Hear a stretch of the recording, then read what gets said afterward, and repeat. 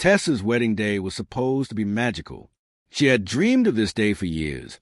The white dress, the flowers, the promise of a lifetime with a man she loved. But just 30 minutes before walking down the aisle, that dream shattered. Tyler, the man she thought would stand by her forever, looked her in the eyes and said he couldn't marry her. Not because he didn't love her, but because she couldn't walk. Paralyzed from the waist down after a tragic accident months earlier, Tessa had hoped for understanding and patience. Instead, she was left humiliated, heartbroken, and alone in the church garden, surrounded by fallen rose petals. The sobs hit Malcolm first. Standing nearby with his 6-year-old daughter, Autumn, he froze at the sound, deep, raw, shattering cries that seemed to split the air. "Daddy, what's that sound?" Autumn whispered, her small hand gripping his. He hesitated, knowing this wasn't their business, but something about the anguish pulled him forward. Turning the corner into the garden, Malcolm saw her, a bride in a wheelchair, her dress spread around her like melting snow, her tears streaking through carefully applied makeup, her hands trembling on the arms of her chair. Tessa looked up and their eyes met.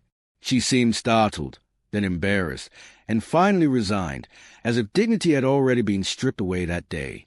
"I didn't think anyone would see me out here," she whispered. Malcolm stepped closer. "Are you okay?" he asked softly, immediately realizing he shouldn't have. She wasn't okay. Nothing about her posture or expression suggested she was. "My fiancé left me this morning," she said, voice breaking. "He said he wanted a normal wife, someone who could walk beside him. He couldn't handle me. He just left." She gestured at herself, at the wheelchair, at the ruined dream around them. "I was supposed to marry him today." Malcolm felt a surge of anger, not at Tessa, but at the man who could leave someone in such a cruel way. He knelt beside her wheelchair, careful not to impose, and simply listened as she recounted how Tyler had once promised to stay, how he had visited her in the hospital, how she had believed in his words, only to be abandoned in the worst way imaginable. Tessa's story unraveled, from the accident at the veterinary clinic that had changed her life forever, to the heartbreak of a postponed wedding, to the cool morning she was left alone. Malcolm didn't speak at first. He only listened.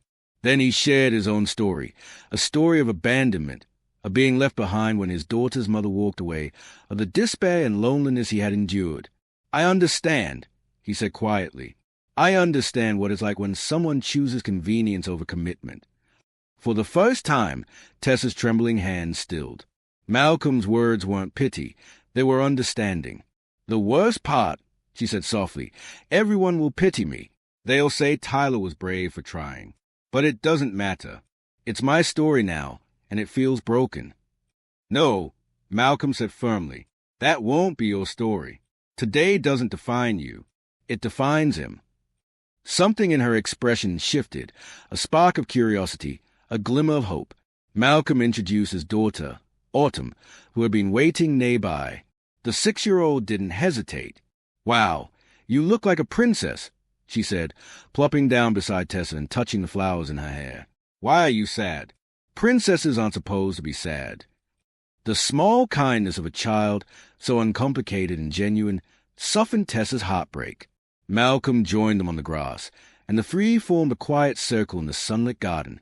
They spoke of simple joys, Autumn's favorite animals, Tessa's love of dogs, and the small but healing presence of someone who truly cared. Malcolm didn't try to fix her. He just stayed. And for the first time that morning, Tessa didn't feel entirely alone. Over the following weeks, Malcolm and Tessa's bond grew. He checked in with gentle texts, invited her to school events with Autumn, and showed up without expectation, without pressure. Tessa, in turn, began reclaiming her life. She returned to volunteering at an adaptive animal therapy program, finding purpose and connection in work she loved. Malcolm and Autumn were there to support her, cheering her on without fanfare, showing her that life could still hold joy after heartbreak. One night, a crisis brought them even closer. Autumn had a seizure, and Malcolm called Tessa in panic. Without hesitation, she drove to the hospital, refusing to leave his side, offering calm in the storm. In that quiet waiting room, hand in hand, they realized that their friendship had deepened into something more. What had started as kindness evolved into love. Tessa began to fall for Malcolm, the The man who had seen her at her lowest and stayed, who had embraced her without pity, who had made room in his life for her without expectation. Months passed, and their bond only grew stronger.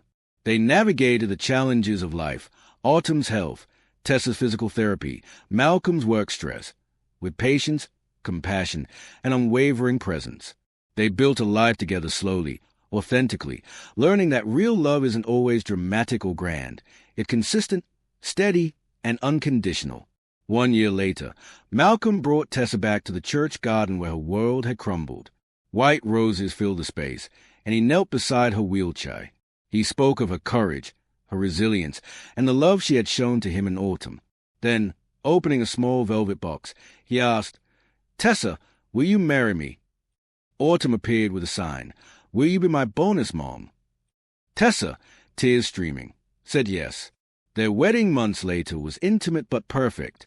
Tessa wheeled herself down the aisle in a simple white dress, fully embracing herself and her life. Malcolm knelt beside her at the altar, their hands intertwined, and they pledged to stand together through every challenge and joy. They kissed, surrounded by love and the small, fierce heart of a child who had unknowingly helped forge a new beginning. Tessa's story, once defined by rejection and heartbreak, had transformed. The wheelchair hadn't been a barrier. It had revealed who truly loved her and who loved her unconditionally. The worst day of her life became the doorway to the best chapter, proving that real love doesn't walk away when life gets hard. Real love sits down in the grass and stays. Thank you for watching Classic Stories. Don't forget to like, comment, and subscribe for more stories that remind us how powerful compassion truly is.